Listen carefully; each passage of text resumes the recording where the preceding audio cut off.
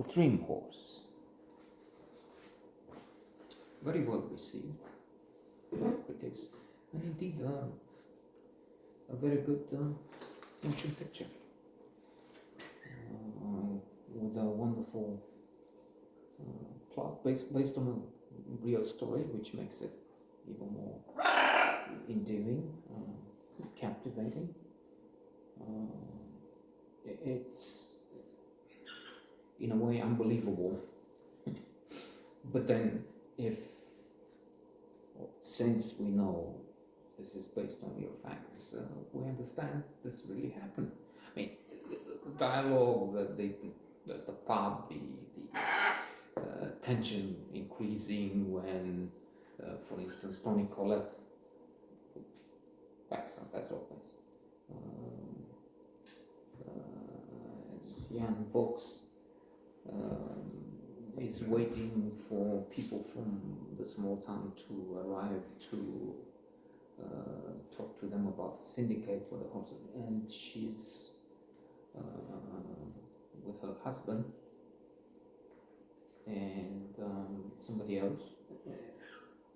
It's a quarter of an hour after the established time, and then more, nobody shows up. So what if we're off to a disaster, to nothing happening, to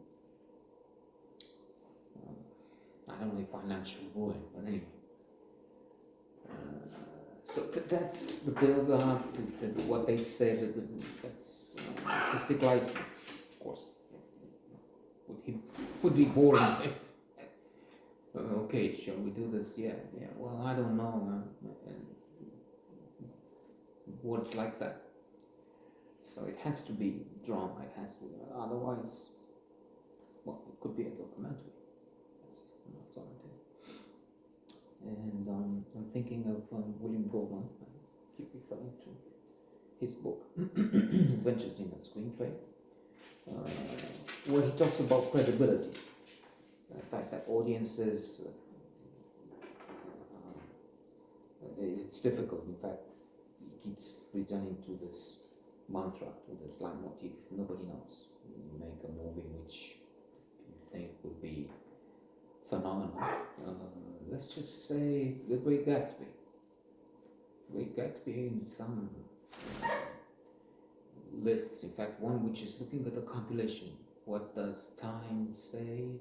The best 100 books are The Guardian, some of the relevant, not what I say. And they made a compilation, and The Great Gatsby was the number one best book. So if you make a film on the best book and not one like Ulysses, that film was made on Ulysses, James Joyce, I don't mean the Odyssey, Homerian tragedy, which incidentally, since I'm going on a tangent and then another tangent, Alberto Moravia, in Contempt, suggests that Ulysses didn't want to come back. That's why he spent years on this long journey. So this is difficult, but Great Gatsby has a narrative which seems suitable, and then he didn't succeed. Robert Evans says that in his The Kid Stays in the Picture, he was the Paramount producer for Chinatown, Godfather,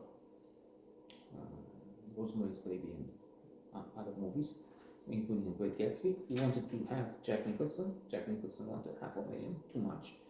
Well, much more money then than now, of course, with inflation and all that. But he had a small budget, so he couldn't. And Robert Redford offered to do it for nothing. But this is Robert Redford, who was not suitable for Great Gatsby. Great Gatsby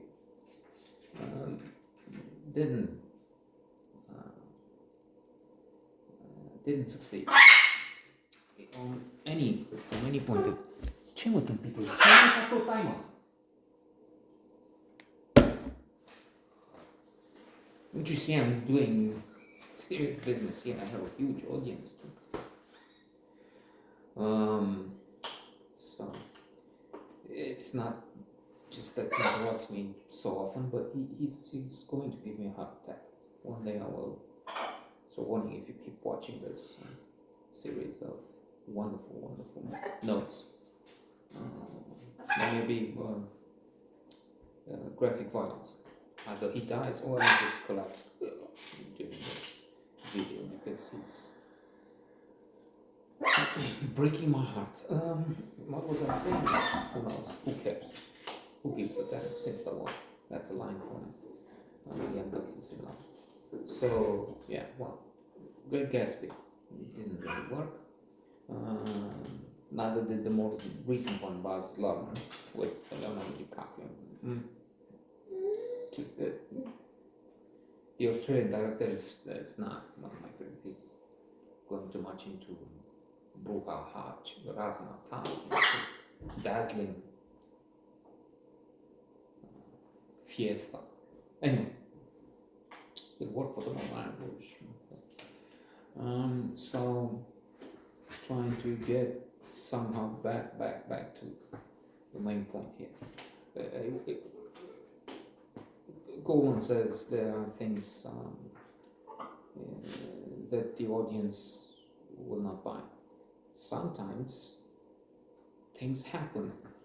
He gives the example. Let's say somebody, an intruder, is going to find this very rich lady, very well guarded, and then he climbs a fence, and then he jumps through a window, and then he goes through some corridors, and then some other. And then as it happens, he doesn't find anyone. He finds this door open, and then there's nobody near the door because of circumstances. And mind you, this is a very... What if you put this on the screen? What would the audience do or say? They will rise and leave the cinema theater because they don't believe this and this is what really happened with the Queen. It's in the Crown. So you have that happening, and then he gives an example, and he had to work with the script, with the bridge too far, and attack, which is unbelievable because then most of those who took part died, and then another wave has to go after they've seen almost all of their comrades being massacred. So would you believe that this is going to happen? People will. It happened in reality, but it's difficult to put on in the script. And coming to the point here, a horse, the dream, a horse with this background, which then in the narrative has at the bookies, the betting houses, is given a very low chance, and you, as a viewer, you don't tell me. Well, it happened. So Jan Vaux has this idea. Well, I'll get a mare, and she will have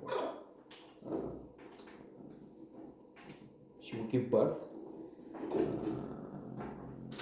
We'll have a horse, and we'll go to the races. And she believes in this. She doesn't have money, and these cost. When she's asking, she's given the price tag of a few million. I forgot how much. Well, Prince of, I don't know what, Sheikh in Arabia paid several million for. So she's a middle class woman in Wales, but she finds this man that has been retired, and they're asking for only £300 for her, and then she dies at birth, but Dream becomes a spectacular winner. The syndicate horse, part of the humor in there is that the arrogant aristocrats and owners of winning horses, those that cost hundreds of thousands, millions, some of them, look down. This is a syndicate horse. Well, the syndicate horse wins, at least to begin with. Let's not put spoiler alerts here.